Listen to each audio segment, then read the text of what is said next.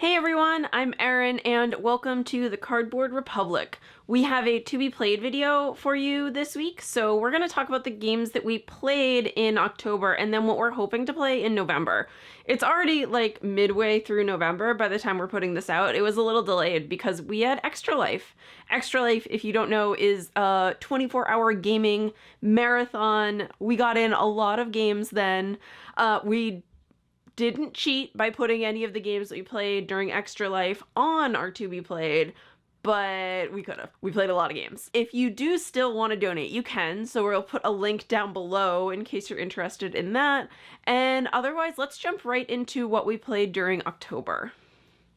First up is our October indie game of the month. This was Peri Orbis. Peri Orbis is a asteroid mining game where the asteroids are all moving in and out of range every round, so you can't necessarily mine the same ones in the same way every single time.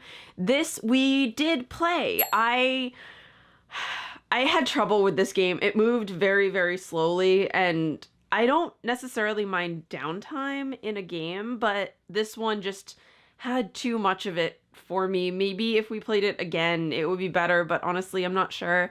But I know that Ryan liked it, and I know that our friends liked it, so I think it was a mismatch between my preferred playstyle and the game, and not necessarily a fault of the game itself, if that makes sense. Next is Aves, or Aves, or I still don't know how to pronounce it, but we did play it. That is the game about collecting these berries that turn birds' feathers in these wild rainbow colors, and that's essentially it. It's really pretty, it's super fast, and not that complicated, but it's gorgeous. And then there is the Harry Potter expansion, the Monster Box of Monsters, that goes along with Harry Potter Hogwarts Battle. We did play this, of course, because it's Harry Potter and I'm always playing it. And I got to play Luna, and we won. I will say that the cards that the new expansion adds, so it adds a couple of things that you just mix in with the general deck, you know, a couple more villains, a couple more items that you can buy. You can play as Luna now, and it replaces some of the stuff that's already in there.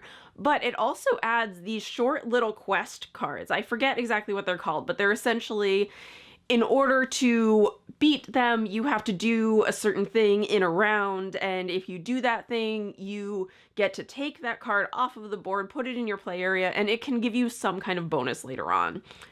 I did enjoy that, but I felt like overall the expansion added to the length of the game without really altering the complexity of the game, and I'm not sure how I feel about that. As much as I love Harry Potter, and as much as I would definitely play this for 3 hours, I don't know if Harry Potter Hogwarts Battle needs to be a 3-hour game. But we only played like the first round with the new expansion, so I'm gonna play through with all of it, and we will see if maybe as time goes on, the complexity ticks up and maybe it tightens a little bit. I don't know. Either way, I am still happy with it. Like, I am in no way upset that I got to play a really long game of Harry Potter. It was just a really long game of Harry Potter. Railroad Revolution, which is a little hard to say, is the next one on our list. We did play this. Specifically, Ryan played this one. I did not, but it is a railroad building game. You are building connections all across the United States. The interesting and kind of weird but also fun thing about this game is that you can play the game without necessarily building up your railroads that much. You can focus on building up telegraph stations and a couple other things. So it is definitely a railroad game, but there is more to it than that, and Ryan really loved it. Railroad Revolution, Railroad Revolution, Railroad Revolution. Our replay game for October, so that's a game that we played before that we want to play again, was Arkham Horror, specifically Arkham or Eldritch, but we ended up playing Arkham.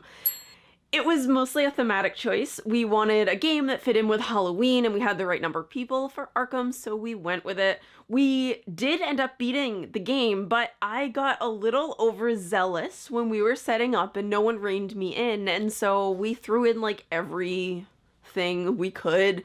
It ended up being a very long game of Arkham Horror, but it was super fun for me. I loved it.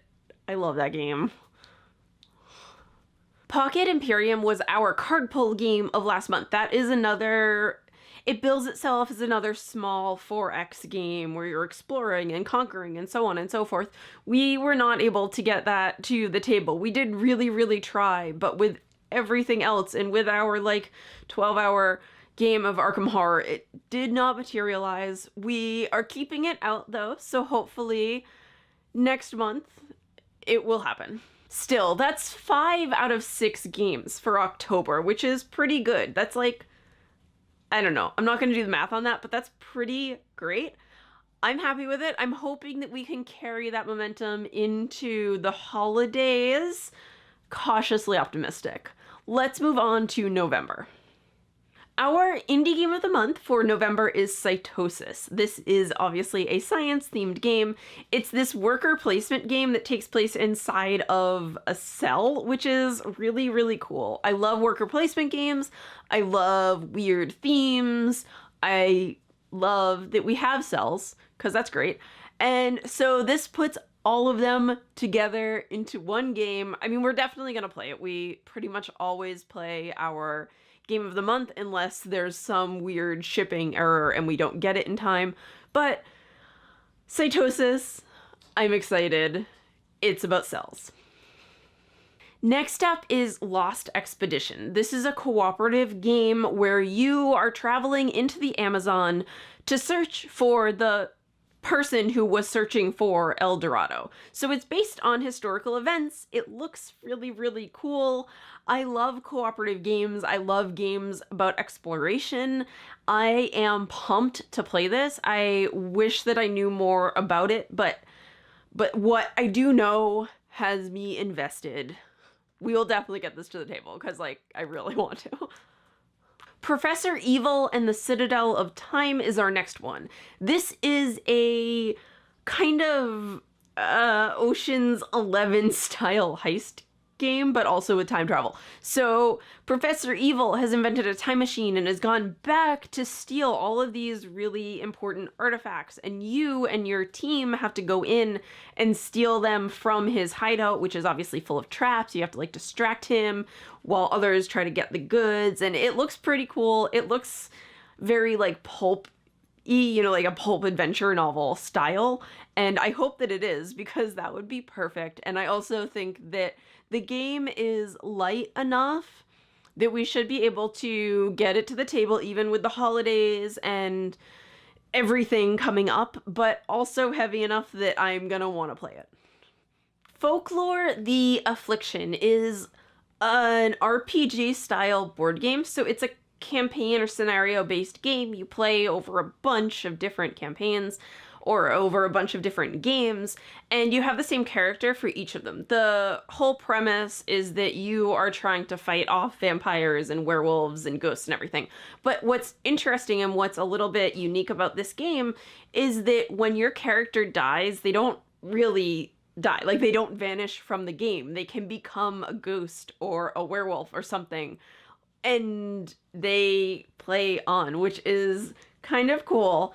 I'm gonna watch this one probably. I'm like really into it because it's this horror theme that I really like, but I don't know if I can fit another epic campaign style game in my schedule right now, especially with the holidays coming up. So I know that Ryan really wants to play it, and I'm not saying that this is a fool's errand. I'm just saying that we don't have much time. So we're gonna try our best. Then finally, our replay game for November is Role Player. This is one I've talked about a lot because, frankly, I didn't like it. I didn't like it at all, even though a lot of people who I really respect did and told me that it was really good. And I really like Sagrada, which is basically Role Player with a different theme. So when I first played Role Player, I was expecting something lighter and more satirical or more just kind of funny, and it wasn't. It was a pretty serious game. And so my head couldn't, it just didn't meet my expectations, but that wasn't necessarily the fault of the game. So then we did put it on our list as a replay game a while ago, like in the spring, and we weren't able to get to it then. I still have been wanting to, so it's going back on the list so that I have a really good excuse to play it again. I want to play Role Player and then play Sagrada again and see, is it really just that the theme of Sagrada works better for me? That's fine. Or is it just that Role Player didn't match up with what I had in my head? And anyway, I want to play Role Player again and report back. Okay, so I have our stack of cards. I'm keeping out Pocket Imperium, like I said before, because we are still hoping to play it pretty soon. And I am going to pull another card from this deck, which we will try our best to play and review in November or shortly thereafter. Give me one sec. All right. Boss Monster 2! Boss Monster, the original one, was about being the best 8-bit video game villain you could be. Like, think old school Mario, that style. Now, these games, these like nostalgic 80s, early 90s style games, they don't really do it for me. That wasn't an era where I was super into gaming. I'm not nostalgic for it. I don't really care. Sorry. But that's what Boss Monster is, and I know that a lot of gamers really dig that. Boss Monster 2, it just adds more cards to Boss Monster. Like, it adds a couple new mechanics that I don't really know anything about because I didn't play the original Boss Monster because, as I said, these games don't do anything for me. But Boss Monster 2, it's a bigger box. It makes you have a bigger box. It adds more cards to Boss Monster. It adds cards where you can cycle through things a little bit faster, and you can play it on its own. You can play it with the original Boss Monster. I have nothing else for this game because that's really all it is. So we are gonna try to play it. Well, I'm gonna probably try not to play it. Ryan's gonna try to get me to play it, and that'll be a fun game for November. And so we are going to play it and review it. I'm not sure what format that review will be in yet. This could be a good one for the podcast. This might be a good quick written one. It's obviously not really a big game, so it doesn't necessarily need a full 2,000 word treatment on it. But we are going to play it and review it, and we will give you my thoughts then. But you might be able to guess what my thoughts are. That's our November all planned out. November is, well, it was Extra Life, and next up is BGG.Con, and then Thanksgiving here in the States. And so there's a lot going on. Our game nights are going to be disrupted. I'm really hopeful that we can still get to those because we planned most of them with that in mind. Either way though, it's set to be a busy month. I'm giving myself a pep talk. We can do this. And we will be back again at the beginning of December to tell you all how it went. In the meantime, if you want more content, you can find us at cardboardrepublic.com. We have a Patreon, so if you want to support what we're creating here, you can head over there and do that. We also are on Twitter, on BGG, on Facebook, on Instagram, and of course on YouTube. Hit that subscribe button and the like button, and we will be back again really soon. Bye!